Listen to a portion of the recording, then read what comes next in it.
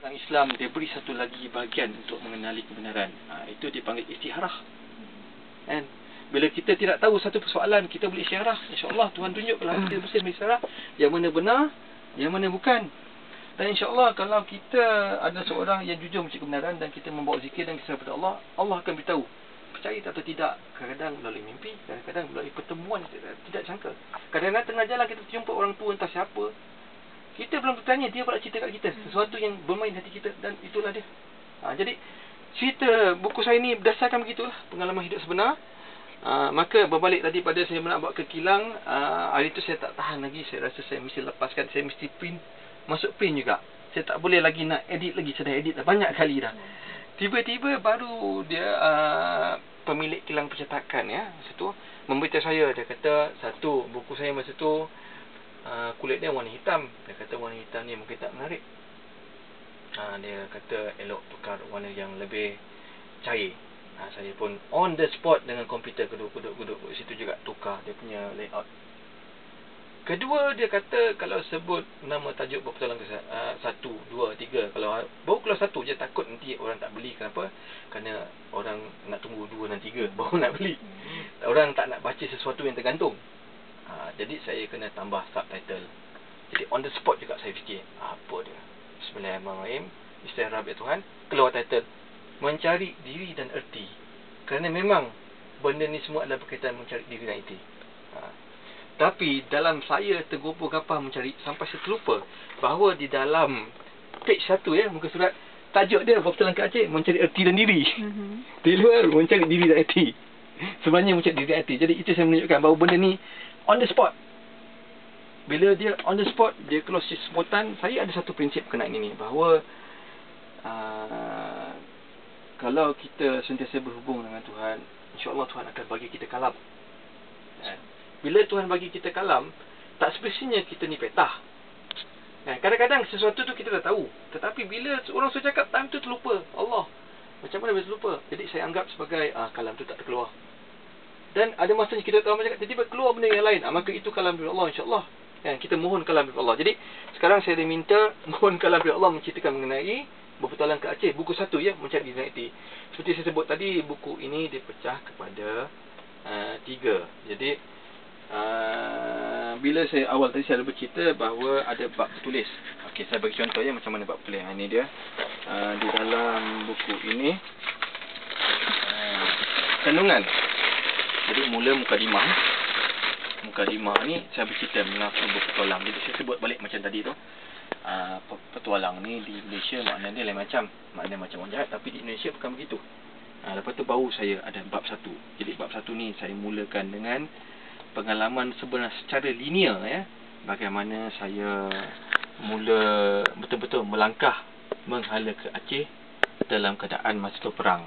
Macam mana pada malam tahun baru, untuk masuk tahun baru 2004, ketika orang semua sedang masuk ke Kuala Lumpur untuk berpesta, saya seorang diri keluar pula lawan arah untuk pergi ke Perak. Kenapa Perak? Okey, di sini biasa melompat. Maka bab seterusnya bertajuk Kesultanan Pelak Bermulanya Sebuah Cerita. Jadi Kesultanan Pelak ini mungkin ramai orang tak pernah dengar apa dia Kesultanan Pelak. Tapi kalau orang pernah dengar cerita Badang, kat situ pun memang pertama kali saya dengar nama Pelak di situ lah. Cerita Badang di mana disebut bahawa selepas Badang tu dia jadi kuat lah daripada makan mutan tu, dia kuat. Jadi orang pun nak cabar dia. Mula sekali adalah orang daripada India. Jadi Badang menang lah. Kita lompat seterusnya. Kemudian datang kapal daripada Pelak. Jadi siapa namanya saya sudah lupa. Orang ni Benderang mencabar Badang untuk peradaan kekuatan. Dipendekkan cerita, Badang menang lah. Tapi di situlah pertama kali saya dengar Kesultanan Pelak. Jadi kenapa saya sebut pasal Kesultanan Pelak ni, sebab semasa saya mula mengkaji mencari asal-usul keluarga saya, di sini biar saya bercerita tentang kenapa saya mencari. Jadi seperti saya sebut tadi, saya asalnya Western educated dan saya belajar di England 4 tahun, dan kemudian saya jadi wartawan di Agamanis Islam. Tapi di celah-celah itu saya selalu terfikir tentang benda-benda yang tinggi, tentang tamadun Islam tu sebenarnya bagaimana. Saya dapat mimpi-mimpi malah, terutama semasa umur 18 tahun ni, satu mimpi yang betul-betul orang kata membuat saya terfikir jauh adalah saya bermimpi tentang kewujudan satu kerajaan. Saya nampak kerajaan tu, saya nampak bangunan-bangunan yang berbentuk kubah. Saya tak tahu di mana, tapi hati saya kata inilah tamadun Islam yang tinggi. Sampai saya terfikir-fikir, kalau boleh saya ingin hidup dalam kerajaan seperti ini. Jadi mungkin saya ni seolah berangan, tapi sepasal saya memang daripada kecil saya suka membaca. Saya membaca jauh. Saya suka membaca orang kata tentang tamadun, konsep-konsep yang idealistik. Ketika orang mungkin berminat betul bercerita tentang bola atau apa-apa permainan, atau bila dah besar mungkin tentang kerjaya apa yang memberikan pulangan terbaik, saya lebih memikirkan bagaimana jika wujud satu kerajaan yang betul-betul bertamadun tinggi yang begini rupanya, yang mana orang cinta ke ilmu dan orangnya memang bersifat tidak berbohong. Kerana itu memang orang kata begitulah. Kalau bahasa orang putihnya disebut utopia. Ya, satu kerajaan yang perfect. Jadi saya ada cita-cita begitu. Saya tak tahu kenapa. Saya ingin hidup dalam kerajaan kita. Malah kalau boleh saya nak, kalau tak ada orang buat, saya nak buat. Tapi itu orang kata cita-cita terlalu besar lah. Maka sepanjang-panjang saya daripada budak sampai saya umur 30 lebih, saya memang selalu begitu. Mimpi yang begini-begini. Dan saya selalu deja vu. Pernah dengar perkataan deja vu? Di mana kita tak pernah sampai ke satu tempat ke, tapi kita tahu, ini macam pernah sampai. Bila masa ya? Mungkin kita pernah sampai dalam satu mimpi beberapa tahun yang lepas. Atau mungkin kadang-kadang kita ni daydream.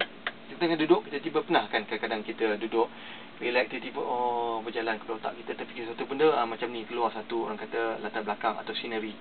Begini rupanya matahari begini. Sekali 2-3 tahun kemudian kita berjalan sampai satu tempat, ini macam ni rupa dia. Kan? Jadi saya perkara ni selalu berlaku pada saya. Jadi saya cuma nak fahami kenapa ia berlaku begitu.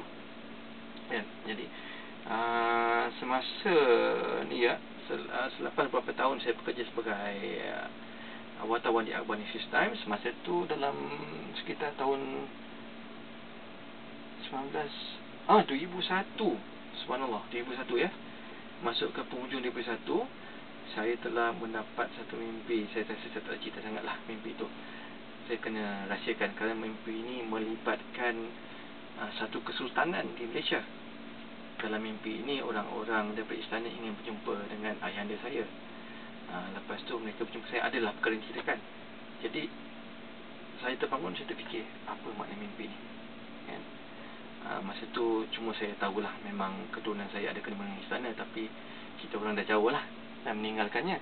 Jadi bila dapat mimpi macam tu, dia membuka balik rasa itu. Dan lebih kurang seminggu selepas itu berlaku peristiwa di New York tu, World Trade Center yang tinggi satu tingkat yang double tu, bangun menara berkembar World Trade Center dilanggar, runtuh dilanggar oleh kapal terbang. Saya ingat semasa itu saya sampai ke pejabat di New York Times pada waktu malam. Semasa itu saya sedang bertugas sebagai wartawan sukan. Saya baru kembali daripada satu acara sukan. Lepas tu bila saya balik sampai office dia, tiba-tiba orang semua sedang kecoh. Saya tengok di televisyen kapal terbang langgar bangunan. Ya Allah, apa ni, berasap-asap kan? Macam semua orang macam tak percaya. Lepas tu tak sampai 5 minit kemudian, menara sebelah pula kena langgar. Masya Allah, biar benda ni kan. Jadi bila saya nampak tu, terasa sesuatu yang sangat pelik. Bagaimana 2 biji kapal terbang boleh langgar 2 buah bangunan. Malah lagi satu pelik, bangunan yang kena langgar kemudian 5 minit kemudian yang runtuh dahulu. Ada sesuatu yang tidak kena. Dan hati saya berkata, ini kerja Zionis. Mungkin saya harus memberitahu bahawa dalam tempoh sebulan